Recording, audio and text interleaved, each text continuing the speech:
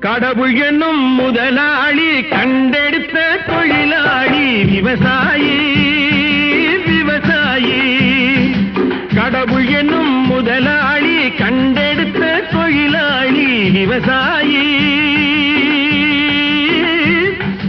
விவசாயி.